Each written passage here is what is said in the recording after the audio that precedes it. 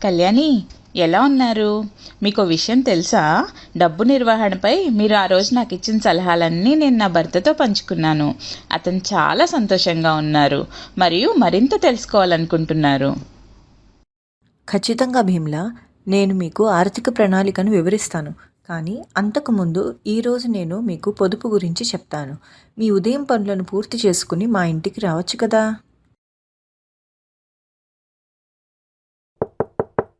కళ్యాణి, నేను లోపలికి రావచ్చా? భీమ్లా, రండి. మీరు భోజనం చేశారా? లేకపోతే మా ఇంట్లో తినచ్చు. ధన్యవాదాలు కళ్యాణి, నేను భోజనం చేశాను. మీరు ఉదయం చెప్పినట్లుగా పొదుపుపై మీ సలహాలను వినడానికి ఆసక్తిగా ఉన్నాను. అవును భీమ్లా, పొదుపు ఇది ఆర్థిక ప్రణాళికకు మొదటి మెట్టు. పొదుపు చేసి పక్కన పెట్టిన డబ్బుని ఆదా అని కూడా పిలుస్తారు. మీరు సంపాదించినది ఖర్చు చేయడానికి ముందు మీరు కొంత డబ్బుని పక్కన పెట్టాలి. సుఖీ కథ మీకు గుర్తుందని ఆశిస్తున్నాను. అవును. సుఖీలాగా 400 రూపాయలు సంపాదించి దాంట్లో ఆమె 200 మొదట పక్కన పెట్టి ఆపై మిగిలిన 200 ఖర్చు పెట్టేది. అది నాకు గుర్తుంది. మీకు అర్థమైందా భీమ్లా? ఆదా చేయడానికి మరొక మార్గం వ్యర్థ ఖర్చులను తగ్గించడమని. భీమ్లా చూడండి, ఇల్లు, వాహనం, వ్యాపారం కోసం మీరు డబ్బును పక్కన పెట్టాలి. అదేవిధంగా పిల్లల పెంపకం, విద్య, వివాహం లాంటి వాటికి, ఇంటి మరమ్మత్తు, వృద్ధాప్యం, తీర్థయాత్రలకు వెళ్ళటం వంటి మరెన్నో ఇలా జీవితానికి కావాల్సిన అవసరాలు ఉంటాయని మీకు ముందే చెప్పాను. దీనికోసం మీరు డబ్బును పక్కన పెట్టాలి. కొన్ని వైద్య అత్యవసర పరిస్థితులు, ప్రకృతి వైపరీత్యాలు, ప్రమాదం, మరణం, ఉపాధి కోల్పోవడం వంటి కొన్ని ఊహించని సంఘటనలు కూడా రావచ్చు. ఈ పరిస్థితుల కోసం మీరు పొదుపు చేయాలి. భీమ్లా, మనం ఆదా చేయాలి. ఎందుకంటే మన ఖర్చులు మన ఆదాయం కన్నా పెరిగిపోయినప్పుడు మరియు అత్యవసర సమయాల్లో ఈ పొదుపులు సహాయపడతాయి. అనారోగ్యం, ప్రమాదం, మరణం, ప్రకృతి వైపరీత్యం లాంటి అత్యవసర పరిస్థితుల్లో ఇలా ఊహించని పరిణామాల కారణంగా వచ్చే ఖర్చులను తీర్చడానికి, పిల్లలకు జన్మనివ్వడం, వారి విద్య, వివాహం, వ్యవసాయ విత్తనాలు కొనడం, వ్యాపార అవసరాలు, సొంత ఇల్లు కొనడం మొదలైన వాటిపై అధిక ఖర్చులను తీర్చడానికి ఇవి సహాయపడతాయి. కష్టకాలంలో డబ్బు చాలా అవసరం.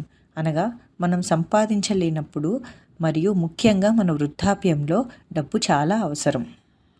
సంక్షిప్తంగా, మనం సంపాదించిన దానికంటే ఎక్కువ డబ్బు ఖర్చు చేయవలసి వస్తే మనకు తగినంత పొదుపులు ఉంటే ఈ ఖర్చులను మన సొంత డబ్బు నుండి తీర్చవచ్చు. అవును కళ్యాణి, మీరు చెప్పింది నిజమే. ఇప్పుడిప్పుడే నేను నెమ్మదిగా పొదుపు చేయవలసిన అవసరాన్ని అర్థం చేసుకుంటున్నాను. పొదుపు చేసేవారు మరియు ఖర్చు చేసేవారి మధ్య వ్యత్యాసాన్ని నేను అర్థం చేసుకుంటున్నాను. పండుగలు సాధారణమైనవి, విపరీతమైనవి. సామాజిక ఆచారాలు అవసరమైనవి, అనవసరమైనవి. బట్టలు, చీరల కొనుగోలు తరచుగా అవసరమైతే మాత్రమే.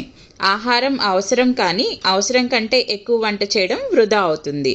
పాన్, గుట్కా మరియు ఇతర దుర్గుణాలపై ఖర్చు చేయడం ఇది ఆరోగ్యానికి కూడా హాని కలిగిస్తుంది మరియు ఖర్చు చేసిన మొత్తాన్ని ఇతర ప్రాధాన్యతలకు ఆదా చేయవచ్చు. ఆదా చేసిన డబ్బు పిల్లల విద్యకు ఉపయోగపడుతుంది. ఇవి మనం గుర్తుంచుకోవాల్సిన కొన్ని విషయాలు. ఖర్చు చేయడానికి ముందు ఆలోచించడం. భీమ్లా, మీకు సరిగ్గా అర్థమైంది. అవును కళ్యాణి, మనం ఎలా పొదుపు చేయాలి? కాబట్టి భీమ్లా, మీరు ఖర్చు పెట్టడానికి ముందు మీకు ఏవైనా లక్ష్యాలు లేదా ఆకాంక్షలు లేదా కలల కోసం కొంత డబ్బును పక్కన పెట్టడం ప్రారంభించండి. ఇంట్లో దాన్ని పొదుపు చేయడం మొదలుపెట్టండి. లేదా బ్యాంకుకు వెళ్ళి ఖాతా తెరవడం మంచిది. మీకు బ్యాంకులో అకౌంట్ ఉందా? అవును కళ్యాణి, నేను అంగన్వాడీలో చేరినప్పటి నుంచి నాకు ఖాతా ఉంది. కానీ నేను సాధారణంగా బ్యాంకుకు వెళ్ళను. నా భర్తే వెళ్తాడు. సరే భీమ్లా, మీరు కూడా బ్యాంకుకు వెళ్ళి నేర్చుకోవాలి. డబ్బును ఆదా చేయడానికి ఇతర మార్గాలను తెలుసుకోవాలి. సాధ్యమైనంత వరకు ఖర్చులను తగ్గించుకోవడం మంచిది. మీరు ఖర్చులు చేయవలసి వస్తే చాలా ఆలోచించి చేయండి. సరే కళ్యాణి.